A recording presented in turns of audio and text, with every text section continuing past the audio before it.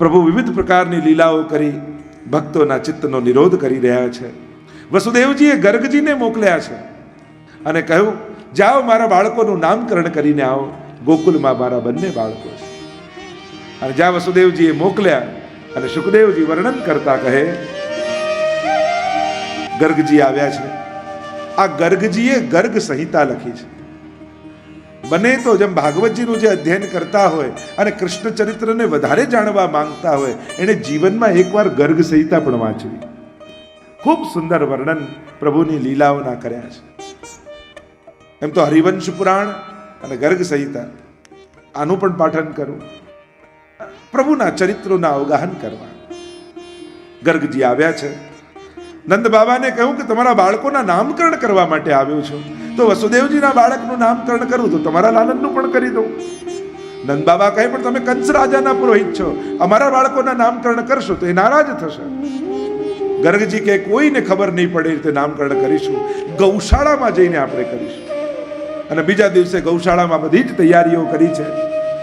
આપણે ત્યાં 16 સંસ્કાર છે. આ નામકરણ આદિ પણ 16 સંસ્કારમાં આવે છે અને 16 પ્રકારના સંસ્કાર કરવામાં આવે. નામકરણ વિધિ કરવાની તૈયારી કરી છે. યશોદાજી અને રોહિણીજી બંને તૈયાર થઈને બેઠા છે. દાઉજી અને પ્રભુને લઈને ગોદમાં બિરાજમાન થયા છે. નંદ બાબા બધી વિધિ વિધાન કરી રહ્યા છે અને નામ પાડવાનો સમય આવ્યો.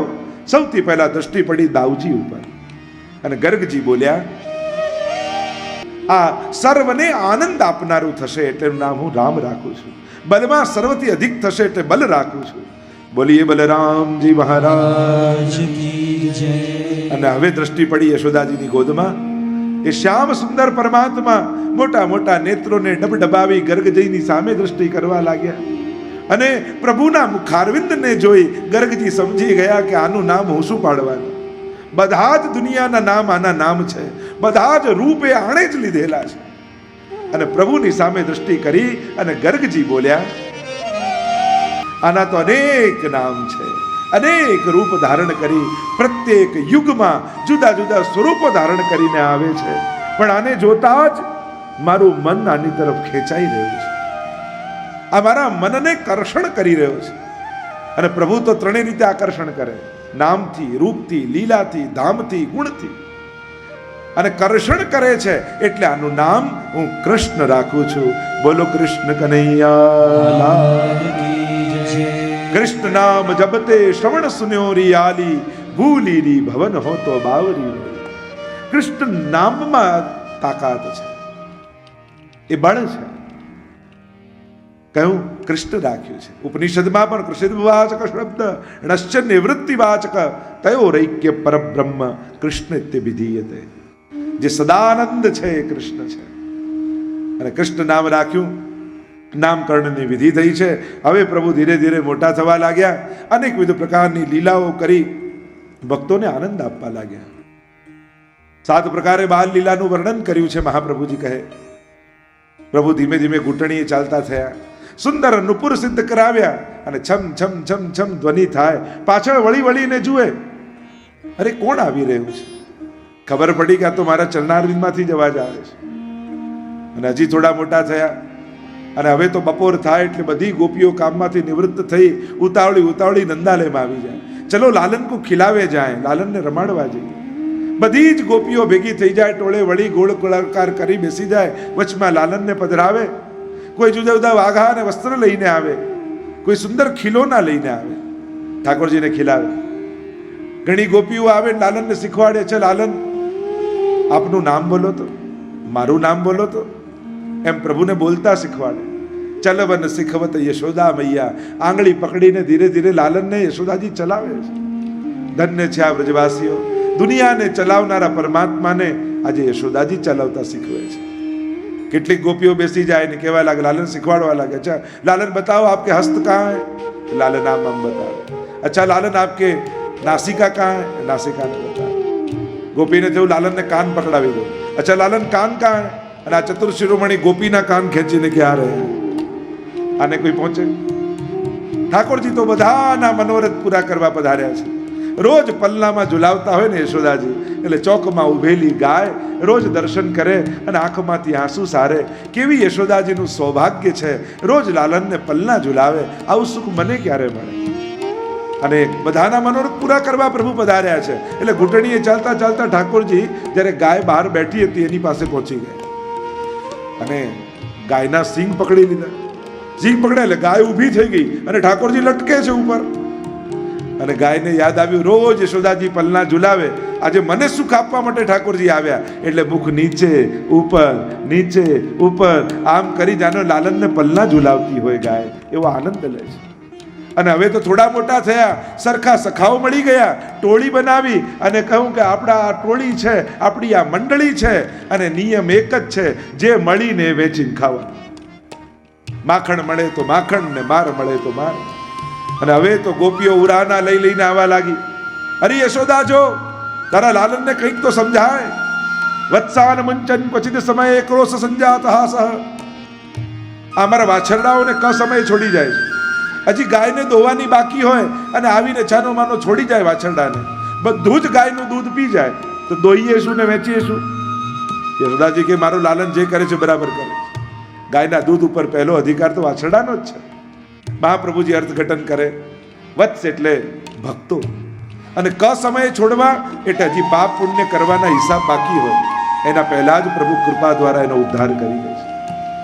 પુષ્ટિ કહેવાય છે ને. કાળ, કર્મ અને સ્વભાવ, આ ત્રણ બંધન બધાને છે. આ ત્રણ દોરે દરેક વાછરડું રૂપ જીવ બંધાયેલું છે. કાળનું બંધન, કર્મનું બંધન અને સ્વભાવનું બંધન. આ દરેકને લાગેલા છે. દરેક કાળ જોડે બંધાયેલા છે. દરેક કર્મની ડોરમાં બંધાયેલા છે. કર્મ છોડતું નથી માણસને. અને ત્રીજું સ્વભાવનું બંધન. ઘણીવાર બધું જ સારું થઈ જાય તો છેલ્લે સ્વભાવ માણસનો નડી જતો હોય છે. પણ પ્રભુની પુષ્ટિ કોને કહેવાય? કાળ, કર્મ અને સ્વભાવ ત્રણેયનું અતિક્રમણ કરીને પ્રભુ જીવનો સ્વીકાર કરે એને કહેવાય પુષ્ટિ, એને કહેવાય કૃપા. એટલે કે જીવના કાળના બંધનને કાપી નાખે. શેઠ પુરુષોત્તમ દાસની વાર્તા નથી આવતી? 80 વર્ષના થઈ ગયા, છોકરાને થયું બાપુજી ઘરડા થયા એટલે હું સેવામાં જઉં, અને 18 વર્ષના યુવાન દેખાયા. કાળના બંધનને કાપ્યા, તનું નવત્વની પ્રાપ્તિ થાય. એટલે આપણે ત્યાં તો સપ્તપદીનો પ્રસંગ આવે ને, પેલા માજી ઘરડા થયા ને યમદૂત લેવા આવ્યો કે માજી હવે તો ચાલો. માજી ક્યારે? હમણાં તો જન્માષ્ટમી આવે છે, જ્યાં પછી આવજે, ઉત્સવ પછી આવીશ. પાછો ગયો, પાછો આવ્યો, હવે તો માજી ચાલો. અરે હમણાં તો રાધાષ્ટમી આવે છે, જ્યાં પછી આવજે. કાળને 7 વાર ફેરવી દીધો પાછો. કાળનું બંધન. તેને કાળ કર્મ નભ બાંધે રે, યમતે શિર ધનુષ ન સાંધે રે, એવો માર્ગ શ્રી વલ્લભ વર્નો, જ્યાં નહીં પ્રવેશ વિધિ હરનો. કાળ કર્મના બંધનને તોડે. કાળનું બંધન, કર્મનું બંધન. લોકો ભલે એમ કહેતા હોય કે કર્મ તો ભોગવવા જ પડે, કર્મ છોડીને જઈ ન શકાય, કર્મ તો ફળ આપ્યા વગર જાય નહીં. પણ શાસ્ત્રોમાં છૂટવાનો પણ પ્રકાર છે. જીવ જ્યારે શરણાગત થઈ જાય છે ત્યારે પ્રભુ એને કર્મના બંધનથી પણ મુક્ત કરી દે છે. ગીતાજીમાં સ્વયં જ્યાં સિદ્ધાંત કયો છે કર્મનો, ત્યાં જ એનો ઉપાય પણ બતાવ્યો. સર્વ ધર્માન પરિત્યજ્ય મામ એકમ શરણમ બ્રજ, અહમ ત્વા સર્વ પાપેભ્યો મોક્ષયિષ્યામિ મા શુચ. હું ક્ષમા આપીશ, હું માફ કરીશ. અને એટલા માટે એવું ન માનતા કે કર્મ થઈ ગયા તો ભોગવવા જ પડશે. પ્રભુના શરણમાં જાઓ ને તો એક ક્ષમા પણ આપે છે. અને સ્વભાવનું બંધન, અનેક પ્રકારનો સ્વભાવ હોય પણ ઠાકોરજી કૃપા કરી એને સ્વીકારી લે છે. આ 3 દોરડામાં બંધાય તો વત્સાન મુંચન ક્વચિત સમયે. અને સ્તેયમ, હવે તો ચોરીના એવા ઉપાય શીખી ગયો છે તારો લાલો. અમારા દહીં દૂધના મટકા ઉપાડીને જતો રહે છે, પણ છીકા પર લટકાડો ને. અરે એ પણ લટકાડીને જોયું. આ ટોળી લઈને આવે, એકની પર બીજો ને બીજાની ઉપર ત્રીજો ચડે, માટલી ઉતારે અને સરોવરમાંથી કમળની નાળ લઈ આવે અને એ નાખે મટકીમાં અને ઊંડો શ્વાસ લે એટલે બધું દૂધ બહાર આવી જાય. અને તો એવા ઉપાયો આવડે છે. ગોપીઓ જુદા જુદા ઉરાનાના બહાને આવે. ખરેખર તો ગોપીઓ ઉત્સવ મનાવે છે. રોજ ગિરિરાજ બાવાને વિનંતી કરે છે, જ્યારે દહીં વલોવતી હોય, વલોવતા વલોવતા મનમાં ભાવ કરે, આ માખણ કાઢ્યું તો છે પણ આ માખણ પ્રભુ માટે કાઢ્યું છે. હે પ્રભુ, આજે મારા ઘરે આપ પધારજો. હે ગિરિરાજ બાવા, તમારી માનતા રાખું છું. જો ઠાકોરજી મારા ઘરે પધારશે ને તો એક શેર દૂધ અને દહીં તને ચડાવીશ. એવી માનતાઓ રાખે છે. આ તો ચિત્તચોર છે.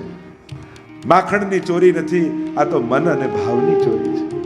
નિત નવીન જાગેલા ભાવના સ્વીકારની લીલા છે. એવા એવા ઉપાયો શીખી ગયો છે. એકવાર ચંદ્રાવલીને ત્યાં ચોરી કરવા ગયો, યુક્તિ કરી, નાનકડી ગોપીનો વેશ પહેર્યો અને માથે ઘૂમતો તાણીને ચંદ્રાવલીનો દરવાજો ખટખટાવ્યો. જ્યાં દ્વાર ખોલ્યું, જોયું તો એક નાનકડી ગોપી ઊભી છે. પૂછ્યું, તું કોણ છે? અને પેલી કે અરે મને ના ઓળખી, હું તારી નાની બેન ભદ્રાવલી.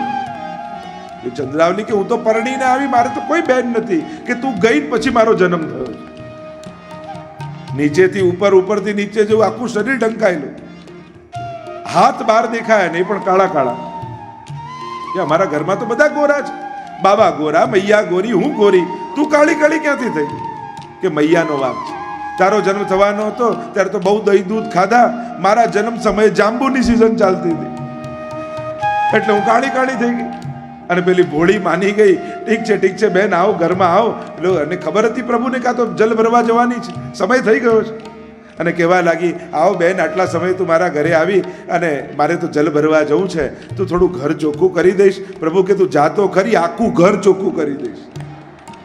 અને ચંદ્રાવલી તો રાજી થતી થતી આવી અને કુવાની પાર પર બધી સખીઓ ભેગી થઈ ચર્ચા કરવા લાગી. આજે તો મારા ઘરે મારી નાની બહેન આવી. કે તું આટલી મોટી, તારી નાની બહેન તો ક્યારે સાંભળી નથી. અને પાછું આશ્ચર્ય એવું, અમારા ઘરમાં બધા ગોરા ને એ કાળી. અરે ક્યાંક પેલો કાળો કનૈયો ના હોય? અને પેલીને યાદ આવ્યું, માટલું ફેંકીને દોડી. અને ત્યાં તો ઠાકોરજીએ સખાઓને બોલાવી લીધા, દહીં દૂધના માટલા ઉતારી બધાને વાંટવા લાગ્યા. કારણ કે પ્રભુ એકલા ખાતા નથી, પ્રભુને તો વાંટવાની આદત છે. વૈષ્ણવની પણ એ જ આદત હોવી જોઈએ.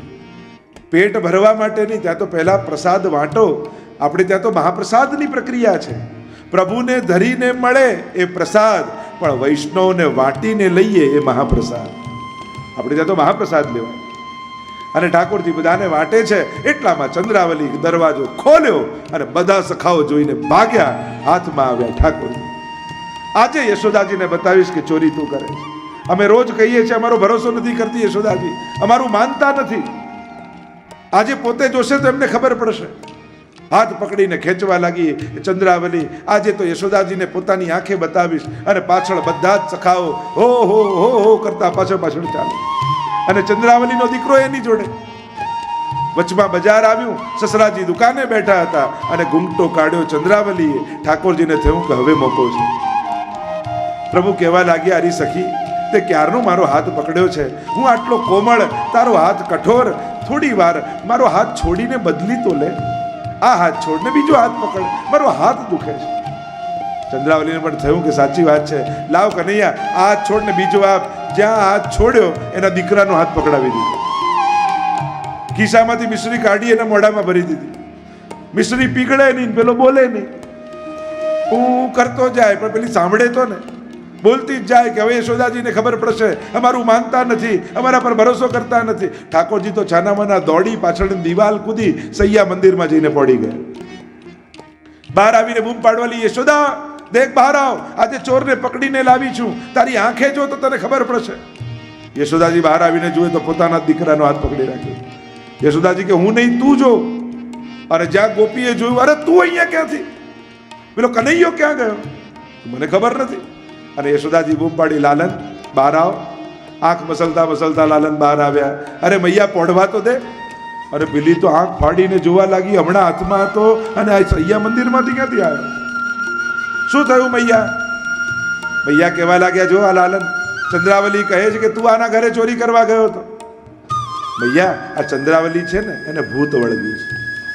હું એક મંત્ર એના કાનમાં કહીશ ને, પછી એને ક્યારે આવું નહીં થાય. પાસે ગયા ચંદ્રાવલીના, નીચે બેસાડીને કહ્યું, આ વખતે તો દીકરાનો હાથ પકડાવ્યો, ફરી કહેવા આવીશ તો ધણીનો હાથ પકડાવી દઈશ. મૈયા, હવે આને ક્યારે ભૂત નહીં લાગે. અનેક પ્રકારની પ્રભુ લીલાઓ કરે છે. જેના ઘરે ચોરી થાય એ મોટો ઉત્સવ કરે છે. એક નવી વહુ પરણીને આવી. સાસુએ કહ્યું, જો જલ ભરવા જાઉં છું, પણ અહીંયા એક નાનકડું બાળક ફરે છે ગોકુલમાં, બ્રજમાં. એવું સુંદર બાળક છે. એવા સુંદર નેત્રો, એવું સુંદર મુખારવિંદ, એવા વાંકળિયા કેશ. પણ હું જાઉં ને જો ઘરે આવે તો જરાય મોહિત થતી નહીં. આવશે ને થોડું માખણ માંગશે, આપવા જઈશ તો આખું માટલું લઈ જશે. પેલી તો ડરી ગઈ, આવો ચોર છે. હા તો શું કરું બા, તમે ના હો તો લે આ દોરડું પકડ, અને આવે ને તો એને આ થાંભલા જોડે બાંધી દેજે, પછી હું એની જોડે સમજી લઈશ. ઠીક છે બા. અને આ તો સાસુ તો ગયા. થોડી વાર થઈ એટલે દરવાજો ખટખટ્યો. દ્વાર ખોલ્યો નવી વહુએ, અને જોઈએ તો એ શ્યામ સુંદર સામે ઉભા છે. એવું સુંદર સ્વરૂપ, જેવું વર્ણન કર્યું હતું એવા જ પ્રભુ દેખાયા.